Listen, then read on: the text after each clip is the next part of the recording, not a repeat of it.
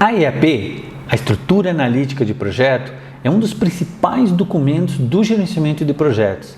É na EAP que todo o escopo do projeto é detalhado, é dividido em pacotes de trabalho, em pacotes menores, para facilitar a execução e também para facilitar a medição do avanço físico. Ou seja, para a gente verificar o progresso, o status de cada atividade, de cada entregável referente a cada pacote de trabalho. Então, nesse primeiro slide, a gente tem aqui a definição da EAP. A Estrutura Analítica de Projeto é uma subdivisão do escopo em pacotes de trabalho mais facilmente gerenciáveis.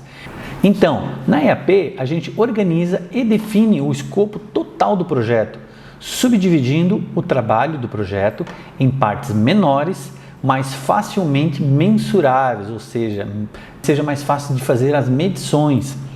E controláveis de maneira a, primeiro, aumentar a exatidão das estimativas, segundo, definir uma base de referência para a medição e controle do desempenho, ou seja, produtividade, e também, por último, para facilitar a definição clara das responsabilidades. Então, a EAP é o coração de todo o esforço do planejamento do projeto. É a partir da EAP que todos os outros documentos do planejamento são derivados, como por exemplo o cronograma e a lista de custos, o orçamento. Então vamos dar uma olhada como seria essa estrutura. Então a EAP ela deve ser dividida em níveis até que você consiga controlar. Nesse exemplo que a gente trouxe aqui, a gente tem aqui o primeiro nível que seria o escopo geral do projeto. No segundo nível você divide aqui no pacote 1 e pacote 2. E no terceiro nível, você já pega aqui o pacote 1 e subdivide. O pacote 1 vai ser composto pela atividade 1, atividade 2, entregável 1 e entregável 2. Já o pacote 2, ele é composto pela atividade 3, atividade 4 e entregável 3. E também por o pacote 3, que na verdade aqui é um subpacote.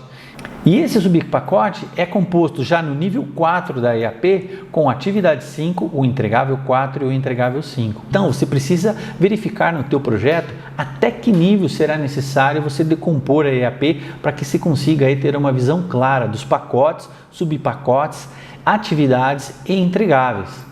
Mas o mais importante na definição de quantidade de nível, até que nível você desce, no detalhamento da EAP, é se você está estruturado para fazer a fiscalização, para você conseguir fazer as medições. Porque não adianta nada você ter 10 níveis de detalhamento na EAP se você não vai conseguir controlar, se você não vai ter equipe, estrutura para estar gerando aí os dados, para estar alimentando a EAP durante as medições.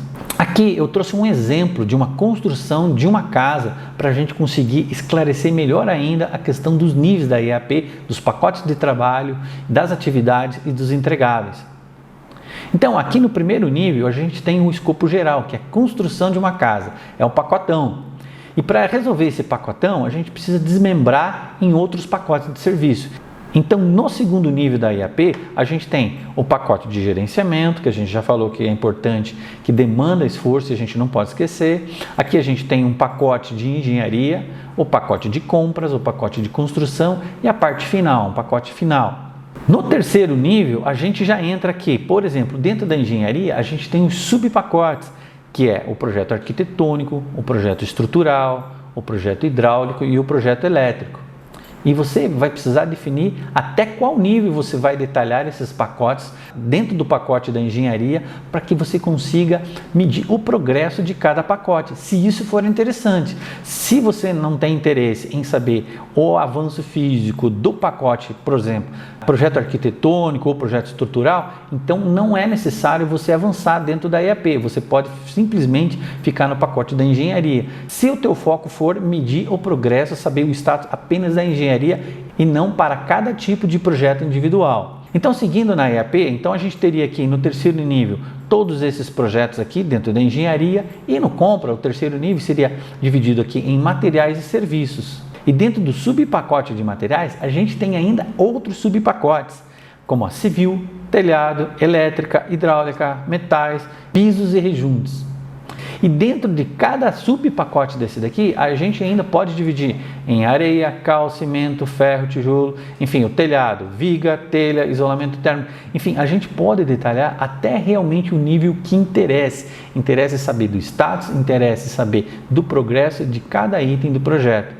Lembrando que quanto mais você detalhar a EAP, mais a necessidade de dados na hora da medição para você estar conseguindo alimentar a EAP e conseguir ter os valores das medições parciais de cada item que você definiu dentro da EAP. Então, por exemplo, aqui na parte de serviços, a gente tem ainda outros subpacotes, como licenças ambientais, mão de obra de civil, tem que contratar mão de obra de acabamento, mão de obra de elétrica, pintura.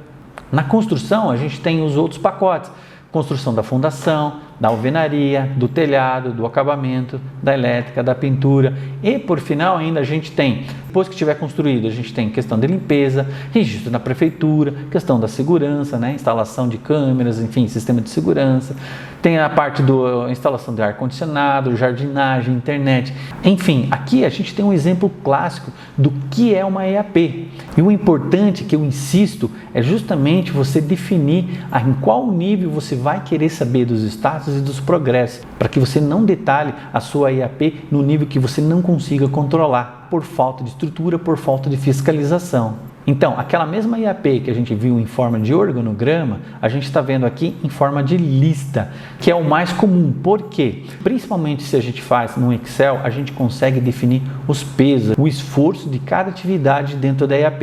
E esse esforço pode ser definido em horas, pode ser definido em valor, você vai definir. O importante é que você considere a mesma unidade. A partir do momento que você definir que o esforço, o peso da EAP será financeiro, você precisa fazer isso para todos os itens. Se você vai definir que é por hora, então vai ter que ser por hora para todos os itens. Então aí depende de projeto para projeto, qual será a unidade que você vai adotar para a tua EAP. E por fim, a gente tem o dicionário da EAP, que é um documento complementar à EAP, no qual deve-se conter a descrição de cada pacote de trabalho e os respectivos critérios de aceitação.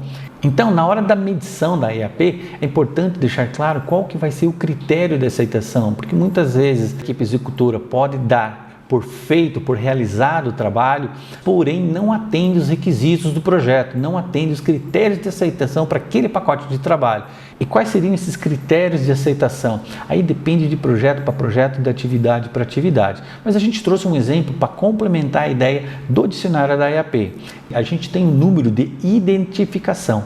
Cada linha da EAP precisa ter uma numeração, um número de identificação. Também a gente tem o nome do pacote. Neste caso aqui, treinamento da equipe na metodologia PMBOK. A descrição desse pacote do trabalho seria treinamento para a equipe de projeto sobre a metodologia PMBOK, a fim de alinhar as percepções e uniformizar o conhecimento. Será realizado na sede do PMI Curitiba. E qual seria o critério de aceitação? Expor 100% dos procedimentos e templates da metodologia, presença superior a 88% e a avaliação média do treinamento não poderá ser inferior a 8.